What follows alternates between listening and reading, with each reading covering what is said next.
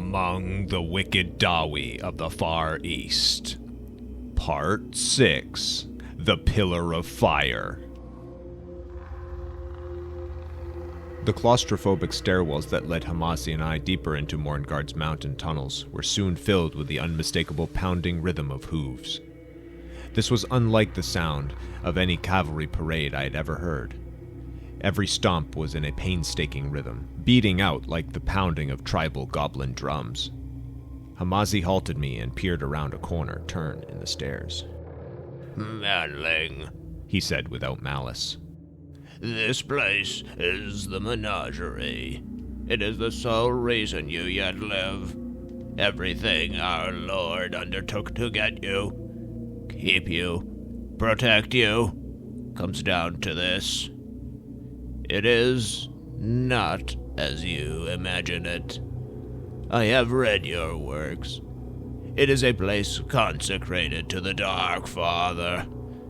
It is a place of honor, of worship, and of spiritual politics. You must understand.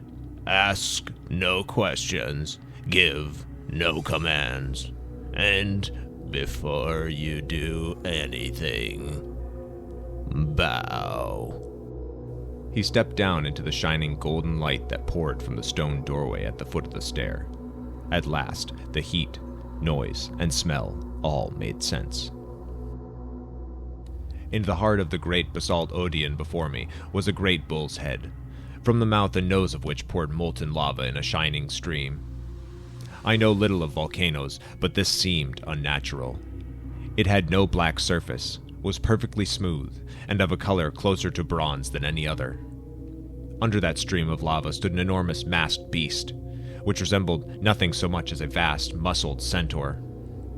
Molten rock poured from the bull's mouth down into a pool, out of which jutted a basalt dais on which it stood. Before the pool was a wide, risen stage, surrounded by leveled rings of audience. The burning rock cascaded harmlessly off the beast's grayish skin and hide. Just as Enmerkar and Hamasi, it had an enormous beard of coal-black ringlets, but in his, there were no pendants or jewels. Instead, a triangular necklace of brass scales, like a mail, hung beneath it towards the beast's navel. Its arms were raised. At once I understood why Enmerkar had asked me over and over about beastmen and centaurs. Or at least, I thought I did. Reader, I assure you, I was nowhere near even the slightest inkling of his motivations. Around the Odeon's rings were massed perhaps 30, perhaps 50 smaller bearded centaurs. Dotted in that throng were larger ones, closer in size to the great beast in the lava. Their faces were more fearsome and their horns more pronounced. By contrast, as I looked around, the greater mass of the creatures were sized like a healthy farmer's bull. Reader, to this day I still know not how to describe their torsos. That is to say, the upper, non-bestial elements that supported the head were essentially sized like that of a dwarf. Put simply, they were dwarven centaurs, with the body of a bull and the body of a dwarf fused together into the same kind of unholy abomination as is seen among the beastmen. Their dwarf halves seemed much less mutated than I would have expected, and most wore a form of presumably ceremonial attire, fully clothing those parts of them that resembled Dawi. In the shock of thoughts rushing through me, I wondered if they were creations of some grim surgery rather than true centaurs. But as Hamasi had warned me, and a shirk before him, I keep my questions to myself. The truth of their provenance would soon be made clear to me in the strangest of ways. Every centaur in the Odeon was rhythmically pounding its hooves in a steady drumbeat. I'll spare you any attempt to communicate it in detail, but rest assured it haunts my dreams to this day. Some held wicked scythes, mauls, and poleaxes, pounding these against the grayish rock. Others beat their chests with clenched fists. The sounds grew louder and louder as the vast beast in the lava began to chant some esoteric language deep from within its thick throat. Shapes seemed to slowly emerge from the flowing lava, hands, swords, serpents, faces. I felt the same scratching in my head as when the voice had whispered to me twice before. But if that had been the sound of one buzzing fly, This was a hornet's nest. The pounding, the scratching, the shapes. It reached a crescendo.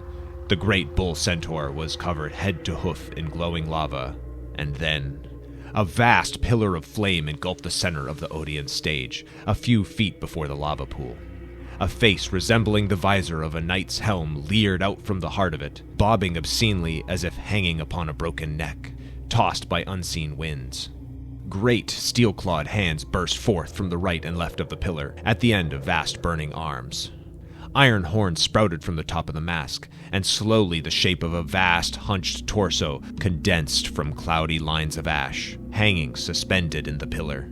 The mighty beast in the lava bellowed, a guttural cry of pain and fury, and it sounded for a moment as though his magic had given way, as though his flesh was truly burning under the stream of molten rock. At once, in a blinding flash of light, the lava that coated him turned to stone. The pillar of fire flared out of existence, and in its place, the burning creature hung in the air, fiery limbs condensing into the shape of thickly corded muscles marked with veins of black ash. The fire spirit formed and reformed, dissipating, seeming to struggle, until it took the shape of the upper body of the vast centaur. For a moment it hung still, a flaming replica in front of the newly shaped statue. The flames rippled. It seemed the fiery demon was trying to take a different shape, but was being held in the form of the enormous centaur by some malign force. I felt the sharply held breath of the gathered assembly of centaurs. Even Hamazi seemed frozen in place. Suddenly, a crack appeared in the solid rock that encased the centaur.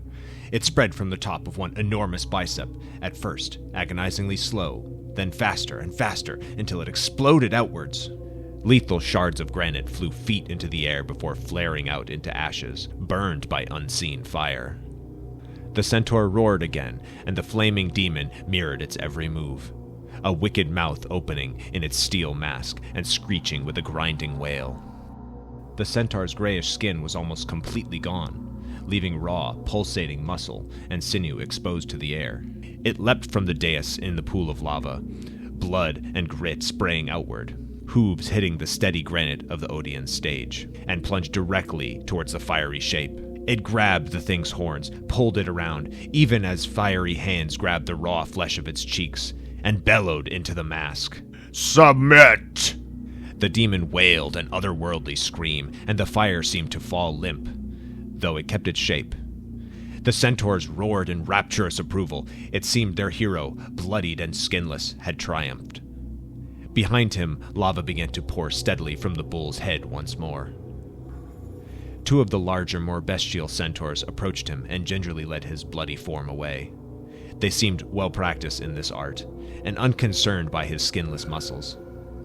When he had left the Odeon and the crowd began to disperse, at that moment Hamazi walked slowly up to the Odeon stairs nearest our doorway and knelt silently.